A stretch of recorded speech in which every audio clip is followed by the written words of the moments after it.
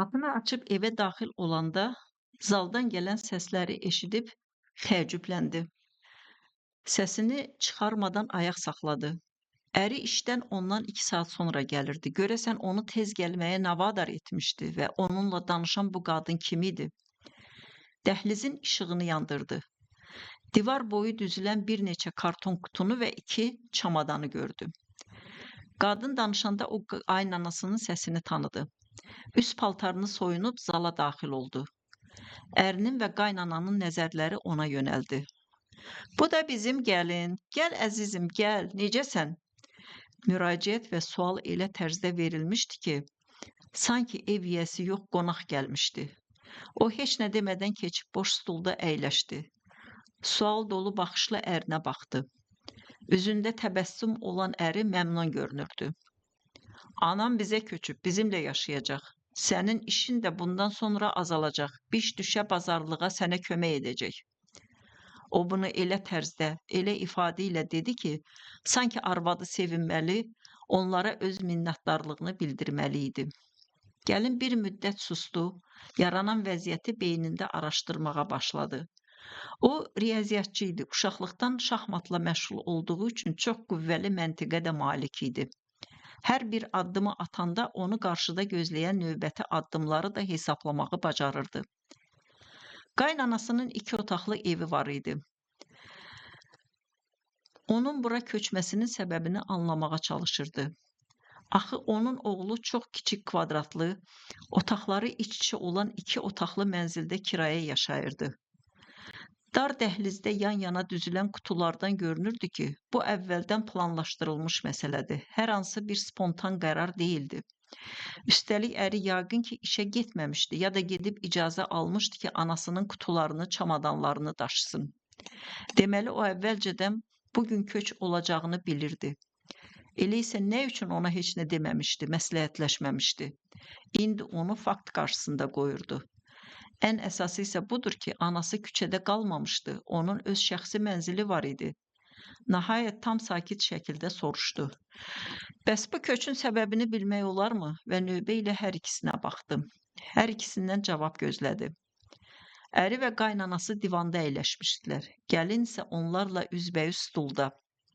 Aralarında jurnal stolu var idi. Ümumiyyətlə, mənzil çox kiçik idi.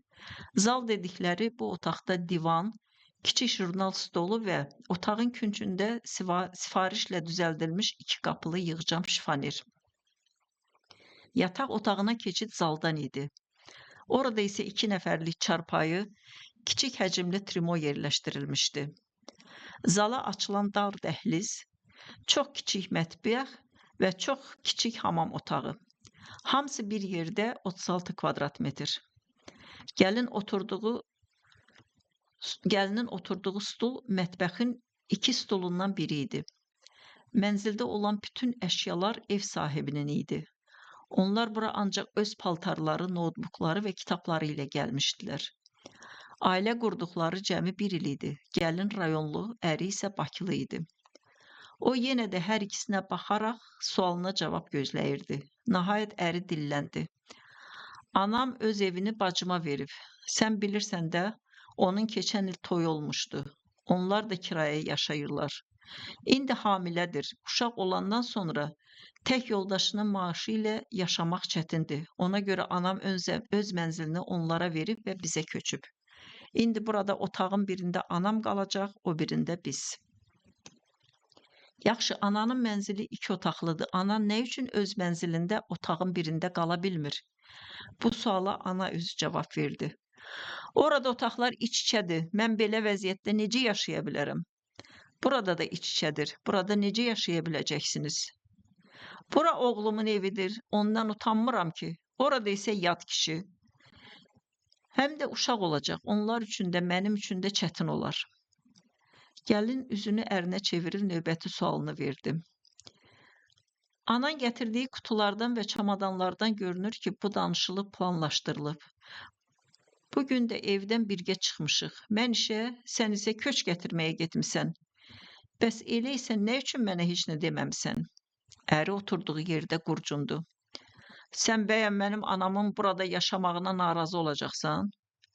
Sənin məntiqini başa düşə bilmədim. Sən mənimlə birgə evdən çıxırsan, ananı bizim mənzilə köçürməyə gedirsən və bu haqda mənə heç nə demirsən. Biz burada birgə yaşayırıq.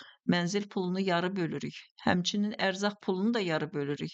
Hətta hardasa gecikib evə gec gələndə zəhləşib bir-birimizi xəbərdar edirik. Amma bu boyda məsələni həll edirsən və mənə heç nə bildirmirsən. Gəlin, sənə sürpriz edib də. Söz yox, əla sürprizdir. Gəlin qalxıb mətbəxə keçdi. Dəhlizdən keçəndə yenə də divar boyu düzülmüş qutulara və çamadanlara baxdı.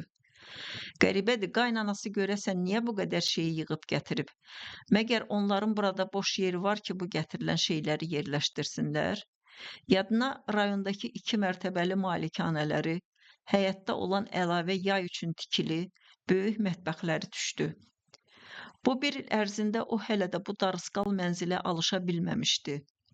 İndi isə bu darısqallığa daha bir adam əlavə olunmuşdu. Ailə qurandan sonra qəlbində yaranmış pərişanlığa bir təhər dözürdü.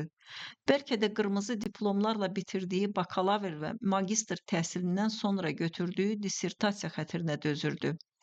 Minimum imtahanları vermişdi, dissertasiyanın əhəmiyyətli hissəsini yazmışdı, üzərində gərgin iş gedirdi.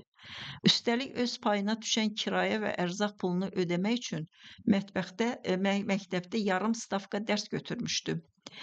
Əri ilə universitet illərində tanış olmuşdu. Magistraturanı bitirəndən sonra evlənmişdilər. Dissertasiya götürdüyü üçün rayona qayıtmaq fikri yox idi.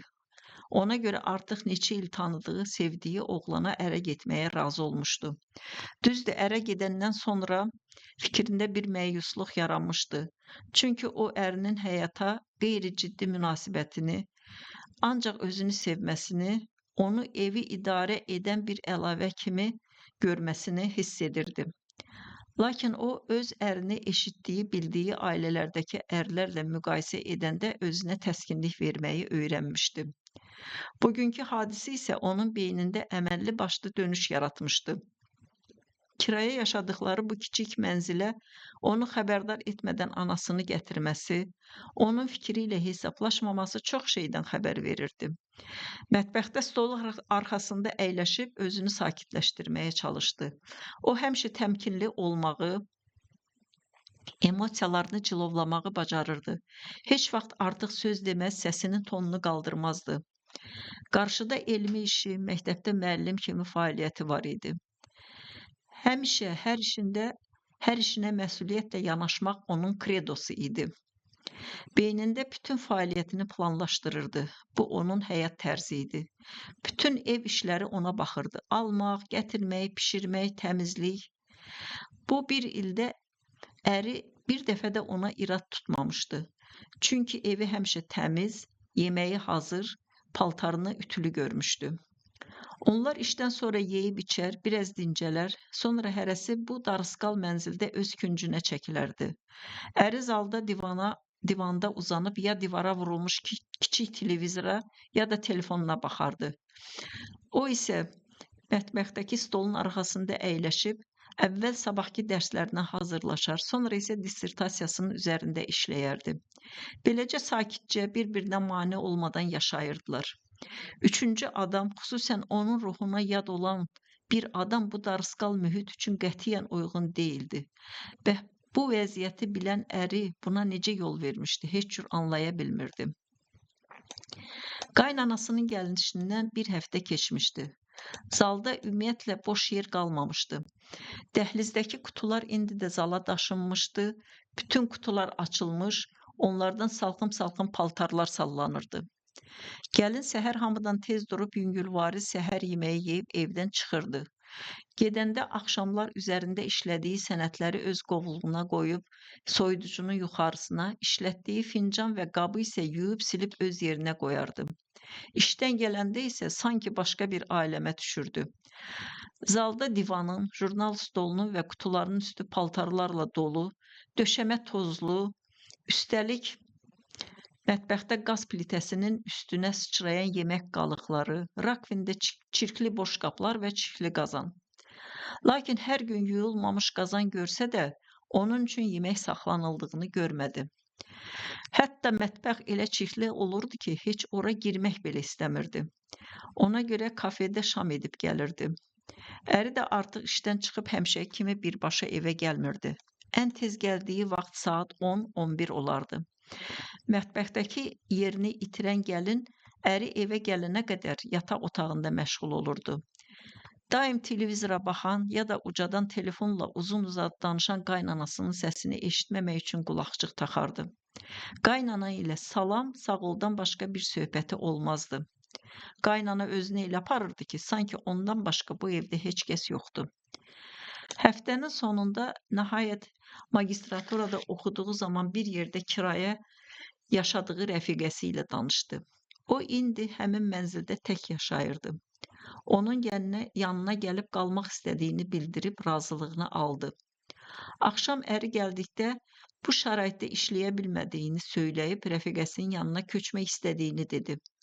Özü də gözləmədiyi halda əri çox asanlıqla onunla razılaşdı. Yaxşı, hələlik get, sonrasında bir şey fikirləşərəm, dedi.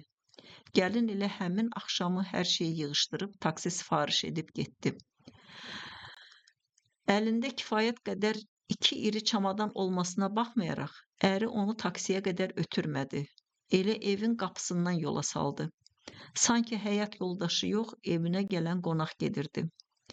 Taksiyə oturanda ev sahibinə zəng vurdu. Mən sizin evdən çıxdım, dedi. Orada yoldaşım və onun anası qalıb. Bu ayın pulu verilib, mənim sizə borcum qalmayıb. Dedim ki, biləsiniz. Bu bir ildə sizdən çox razı qalmışam. Sizə öz minnətdarlığımı bildirirəm. Xüsusən son anda ərinin onu qapıdan yola salması sanki onun gözünü açmışdı. Otağın və mətbəxin zəbt edilməsi, pişirilən yeməkdən ona pay saxlanılmaması, ərinin ancaq evə yatmaq üçün gəlməsi heç də boş yerə deyilmiş, düşünülmüş, planlaşdırılmış iş idi.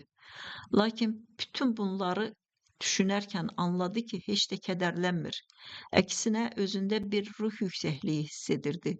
Elə bil düşdüyü quyudan çıxıb azad olmuşdu. O bu evdən çıxıb getmək üçün ilk addımını atanda növbəti addımlarını da hesaplamışdı. O artıq həyatının bu dövrü ilə vidalaşırdı.